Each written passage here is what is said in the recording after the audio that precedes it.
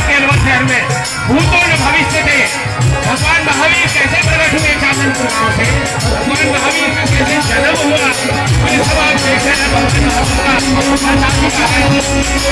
लक्ष्य हमारे सामने मौजूद हैं पूर्व निःशक्तजन आयुक्त श्री खिल्लीमल जैन साहब, जो वरिष्ठ एडवोकेट भी हैं। और आज भगवान महावीर का जन कल्याण महोत्सव मनाया गया पूरे देश में, उनकी जयंती धूमधाम से मनाई जा रही है।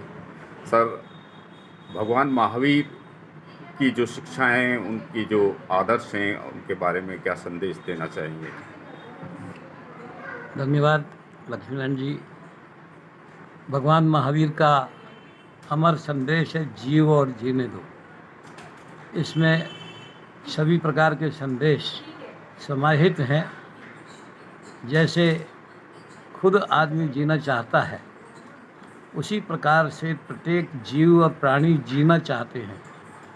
इसलिए भगवान महावीर के संदेश में सबसे प्रमुख अहिंसा है।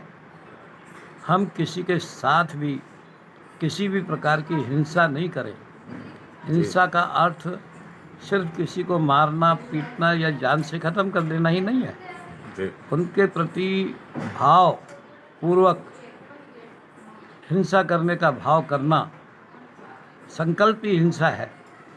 लेकिन यदि हम किसी के प्रति सोचते भी हैं तो भी आप समझिए कि भगवान महावीर के संदेश में यह तथ्य छुपा हुआ है कि आप किसी के प्रति हिंसा का भाव भी नहीं रखेंगे, वैमनस्यता नहीं रखेंगे।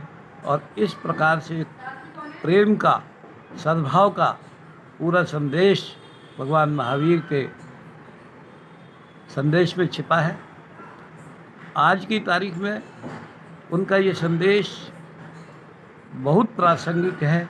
शायद 2600 साल पहले सिर्फ यज्ञ आदि में जो बलि हो रही थी, उनको रोकने के लिए उनका भाव बना। आज लेकिन जिस तरीके से पूरा विश्व युद्ध के कगार पर है, 2 साल से ज़्यादा रूस और यूक्रेन का युद्ध चल रहा है, जो इजराइल और का युद्ध चल रहा है, ये बड़ी विस्फोटक स्थिति है। जहाँ किसी भी देश ने परमाणु हथियारों का उपयोग शुरू किया तो ये विश्व कहीं नहीं बचेगा, क्योंकि एक से बढ़कर एक है। इसलिए मेरा मानना तो ये है कि भगवान महावीर का जो अहिंसा का सिद्धांत है, उस पर ध्यान दिया जाए, उस पर उसकी पालना की जाए, तो कभी आपस में युद्ध ही नहीं होंगे। दूसरी बात मैं इसमें कहना चाहता हूँ कि भगवान महावीर ने एक बहुत अच्छा सिद्धांत लिया, अनेकांतवाद का। अनेकांतवाद का सिद्धांत कोई विशेष अलग नहीं है। मैं जो सोचता हूँ, मैं जो कर रहा हूँ, वही सत्य है, ये नहीं है, ऐसा नहीं होता। हो सकता है कि जो आप कह रहे हो वो भी सही हो। इस प्रकार से जब एक दूसरे के प्रति हम विश्वास रखते हुए कि भाई इनकी बातों पर भी विचार करें, तो बहुत सारी समस्याओं का निदान स्वयं हो जाता है। अचौर्य का सिद्धांत भी भगवान महावीर ने दिया, जिसका मतलब है किसी पराई वस्तु को छूना भी नहीं, उसके प्रति ये नहीं कि मैं इसको उठा लूँ। जो लोग ये सोचते हैं कि मैं यहाँ से तो सड़क पे से तो उठा लूँ और इसको मंदिर में जमा करा दूँ, वो सब अचौर्य है।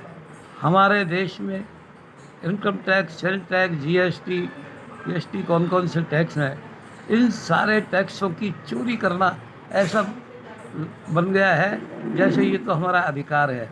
लेकिन ये पूरी तरीके से नैतिकता के विरुद्ध है और अचौर्य की श्रेणी में आता है।